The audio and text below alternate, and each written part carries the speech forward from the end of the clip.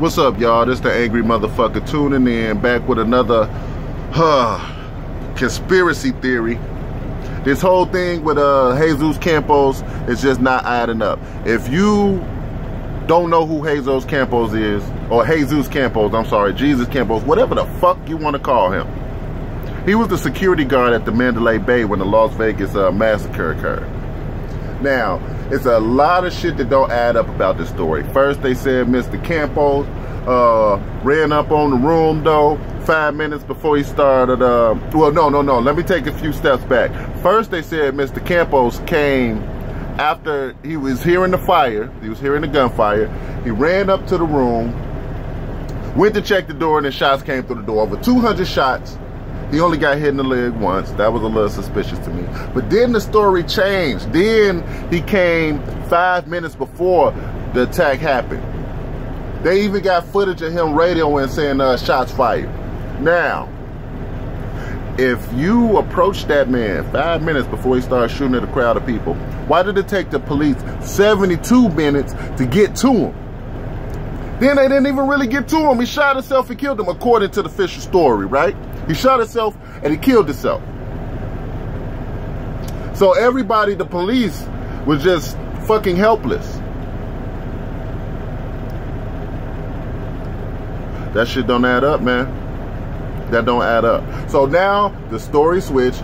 5 minutes before, he knocks on the, not knock on the door. I think he put his head to the door. Dude shoot 200 shots, hit him in the leg. Now, he ditches 5 interviews. 5 major interviews, right? Come to find out, this man left the country a week after the shooting. Left the country a week after the shooting. The only up close and personal real fucking eyewitness other than the fucking police that you got. Left the country. Ditched 5 interviews with a bullet in his leg.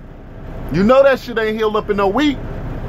What the fuck did he have? What was so important that he had to leave the country right after a major fucking terrorist attack? Yeah, it's a terrorist attack. So he comes back, he ditches off on an interview. Comes back and he does an interview with Ellen DeGeneres. Now, let me tell you why this is suspicious. Ellen has a marketing deal with MGM. I'm sure you heard of MGM. MGM also owns the Mandalay Bay, where the Las Vegas shooting occurred. Y'all see my face? So he goes on the show, he does the interview with Ellen.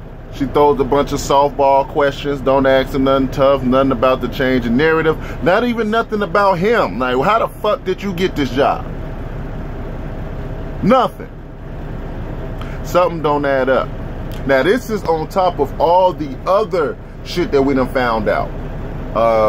He had over 40-something guns between his hotel room and his house. What the fuck you gonna do with all them guns? You can only use one at a fucking time. Maybe 2 if you Rambo. I don't know what to say about that, man. It's just not adding up. Dude was a professional gambler. What the fuck is a professional gambler? The only professional gamblers is the casinos and them niggas outside shooting dice right now in Chicago. Them the only professional gamblers that I ever heard of. Everybody else, it's a losing game. There's no way to profit, especially in Las Vegas. Here go another thing that not a lot of people talk about.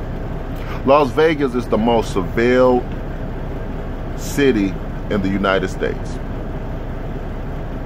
Yes. That's where all the surveillance companies make their money. There was 200 some odd cameras in the area of the Mandalay Bay. Now, one video has been released showing how the fuck this man walked 20-some guns upstairs and nobody noticed. The 64-year-old, old-ass man, 64 guns. I mean, not 64 guns, over 40 guns. He was 64 years old. Something not adding up. His brother was brought up on child porn charges. What the fuck? Now, if you ask me, I'm not trying to speculate. This is just, it's just an idea of me crunching the data. But it seems as though this man was involved in some nefarious acts, and it was time to scapegoat him. Time to make an example. I don't know why you would shoot over 500 people and blame it on somebody, but that's what it looks like. Nobody talks about all the other shootings that occurred in Vegas at the same time as well. Mandalay Bay wasn't the only shooting, man. Something's not adding up. If you got something to add, put it in the comments. I comment back. Let's brainstorm.